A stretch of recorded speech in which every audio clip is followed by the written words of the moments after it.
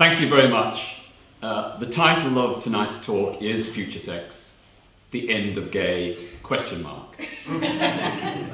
I want to do is step back from the day-to-day struggle for LGBT plus rights and liberation to take you on a journey to examine the future evolution of human sexuality and its implications for both LGBT and straight communities. I'm confining this discussion to the issue of sexual orientation and will leave the equally important issue of gender identity to another occasion. My starting point is that in most parts of the world today, homophobia, biphobia, and lesbophobia are in decline. There is, of course, still a long way to go. We've made huge progress, there are still many battles to fight, and there is backlash in some countries. But the long-term global historical trend is very, very clear. Worldwide, the trajectory is for the repeal of anti-LGBT laws and for increasing acceptance and understanding. So sexual difference doesn't hold the same fear and phobia in many parts of the world that it once did. In some parts of the world it is still very potent, but in other parts it is in retreat. And that is a huge tribute to the success of LGBT plus movements and indeed the support and solidarity of our straight friends and allies. So overall, I would say that LGBT people are gaining rights, not losing them. As I mentioned, there are examples of backlash. Intensified repression in countries like Russia and the former Soviet Communist Empire, Poland, Hungary, and so on. Plus, of course, in large parts of Africa, the Middle East, and parts of South Asia.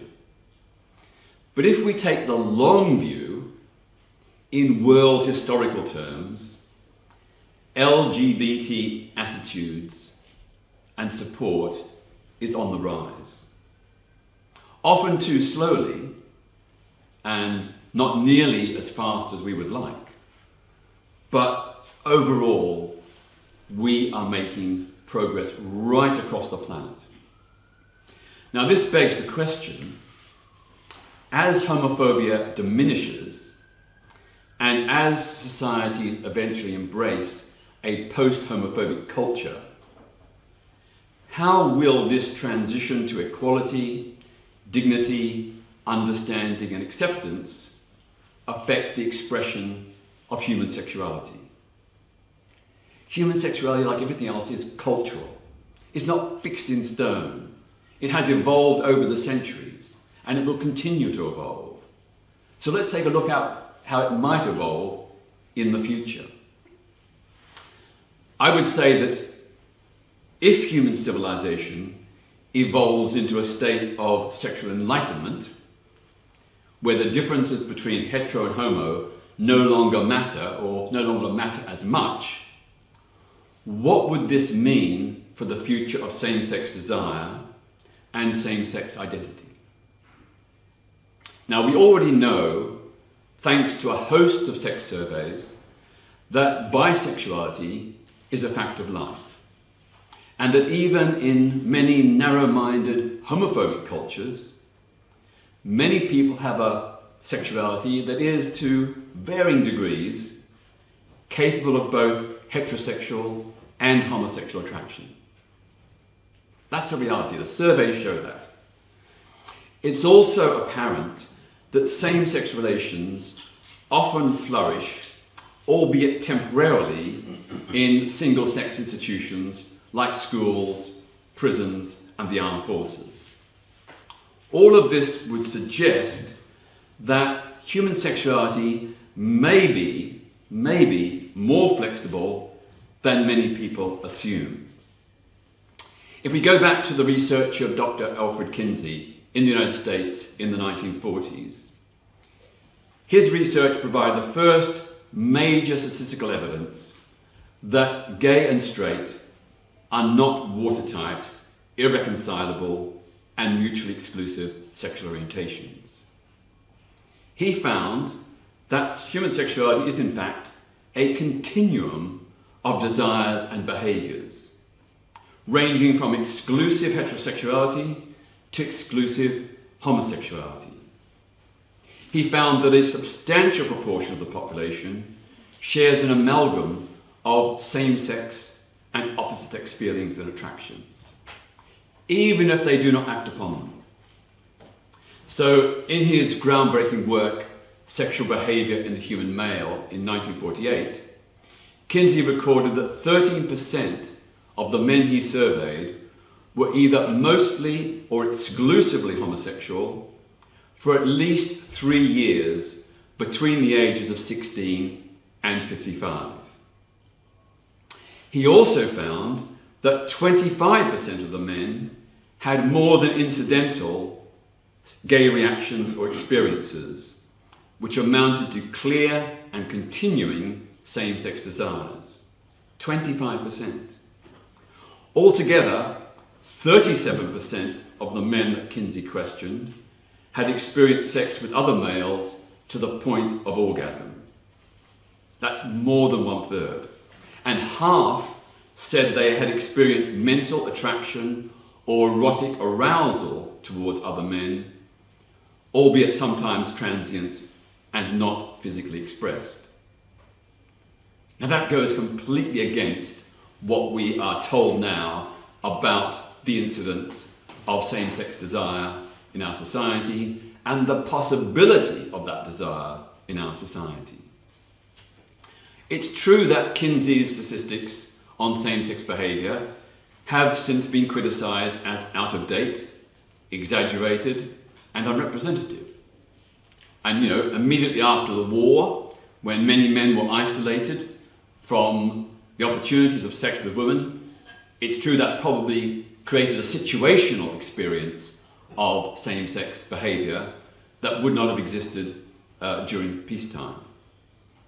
But, and this is the big but, his idea of a spectrum of human sexuality has tended to be reinforced by subsequent surveys that have also shown that a significant proportion of the population have had sexual relations with both men and women.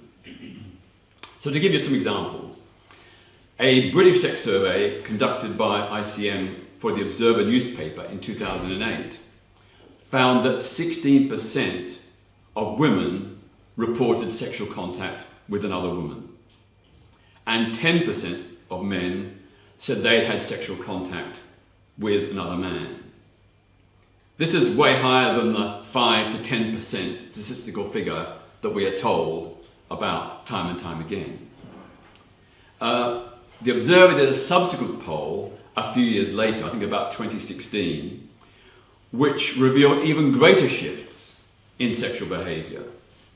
That survey found that 23% of young people aged 16 to 24 had had a same-sex experience. 23%, almost 1/4.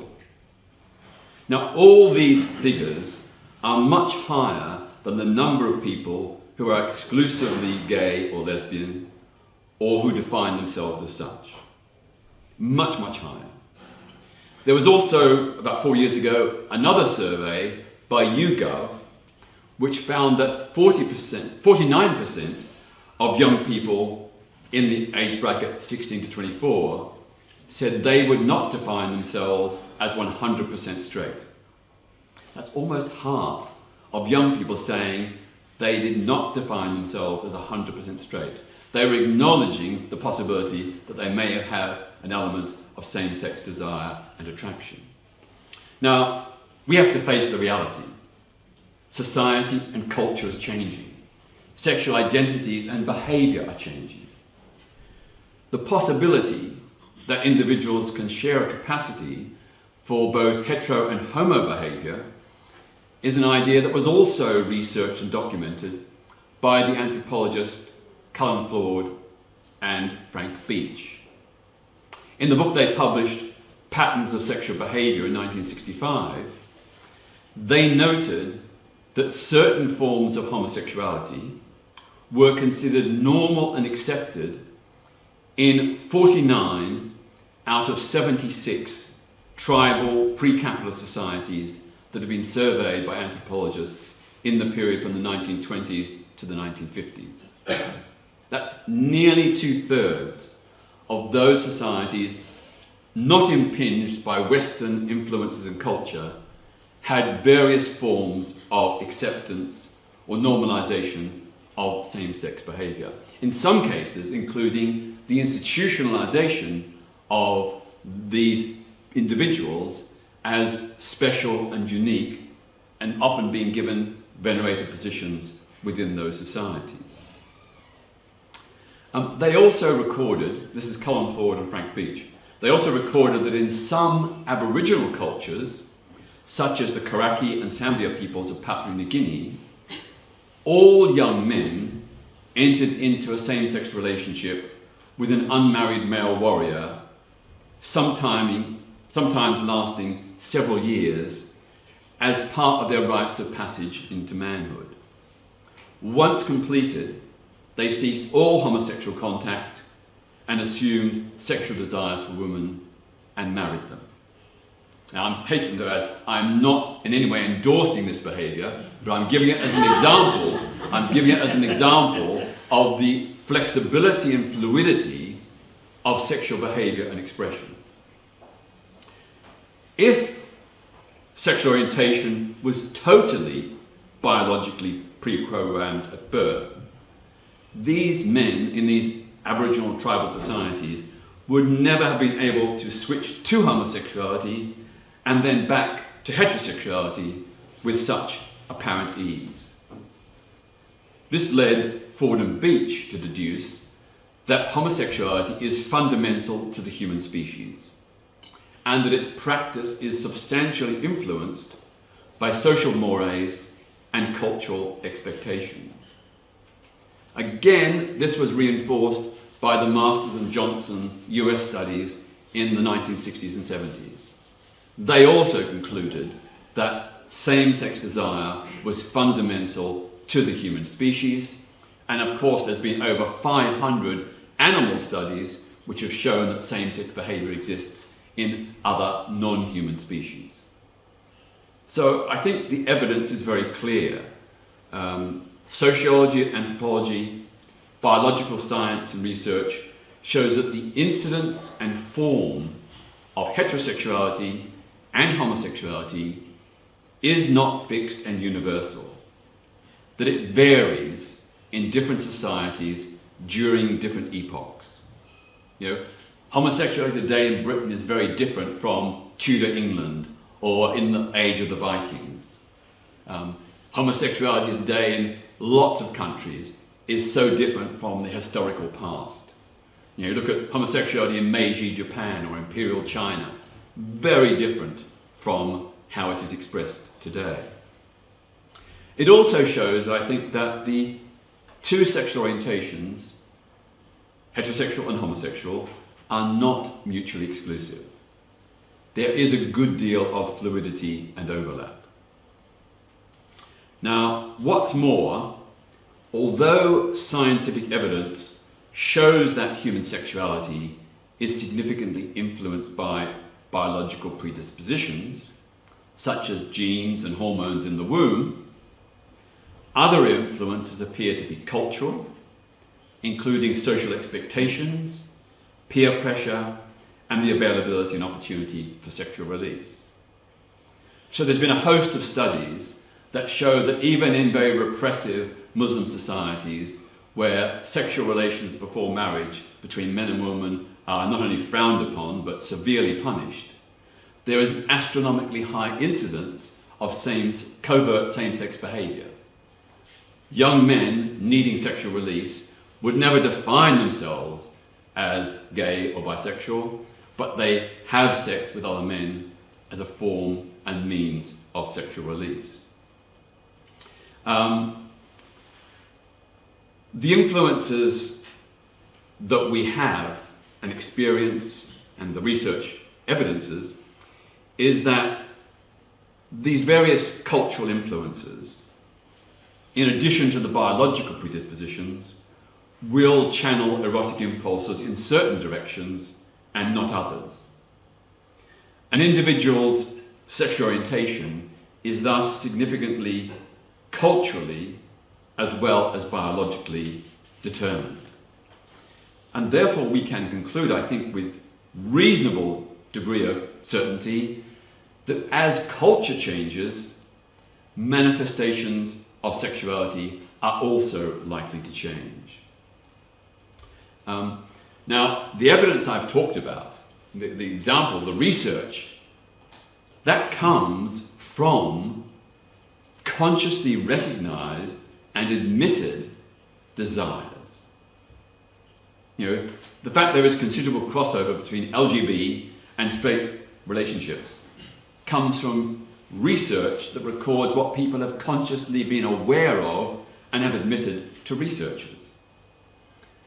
But if any of us know anything about psychology, there is the unconscious as well. And at the level of unconscious desires and feelings, where attractions and passions are often repressed, displaced, sublimated, projected and transferred, it seems probable that very few people are 100% straight or gay. Most are a mixture. Even if they never mentally acknowledge it, even if they never physically express it. So what I'm trying to say is that this picture of human sexuality is much more complex, diverse and blurred than the traditional simplistic binary image of hetero and homo. An image that is so beloved by straight moralists who want to put us down, but also equally significantly by many LGBT people. They cling to these fixed notions. And I'll come on to why that is the case, but they cling to these notions as if there could never be change. Now, I want to digress a little bit and tell you from a personal experience, and I give a trigger warning. If any of you are a sensitive disposition, please, close your ears or leave the room. I feel 100% gay. I have never had or wanted to have sexual relations with a woman. I love women. I'm physically, mentally, emotionally attracted to many women. Some of the most important people in my life are women. I'm not repelled in any way by heterosexual sex, by vaginas or breasts. I think that's part of the spectrum and beauty of human physicality and sexuality. But I ask myself, if I was shipwrecked and marooned on a desert island with only one other person who happened to be a woman, and we were stuck there for a long time, I suspect that I would probably at least try to have sexual relations with her. And that doesn't make me afraid or anxious or uncomfortable. That's a reality. And, for many straight men who've been in similar situations, they've seen themselves as 100% straight, but in extraordinary circumstances, they've ended up having sex with other men.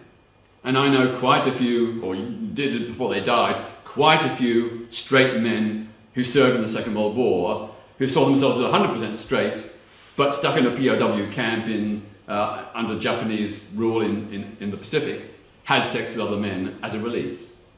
And they don't feel ashamed or embarrassed about it. Anyway, I'm going to go into a little bit more explicit detail.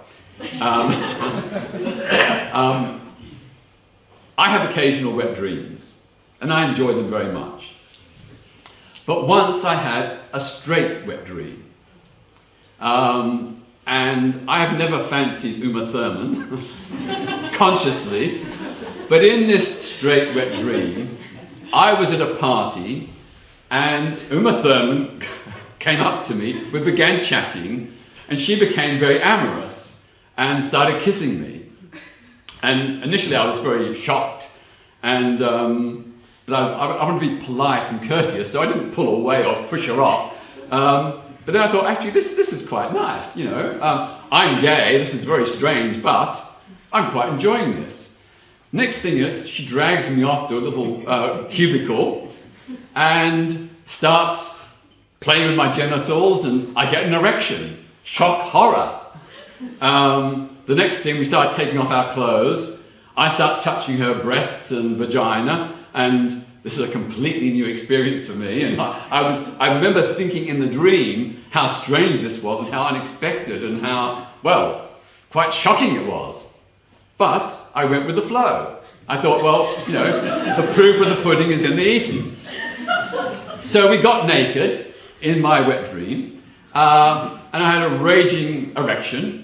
And then, being a very well-trained gay man, of course, you can't have unsafe sex. You've got to have a condom. But then I panicked and thought, if I fumble around trying to get a condom, I'm sure to lose my erection. So I had this panic moment. I did slightly lose my erection, but I got the condom, got it on, and then we had sex.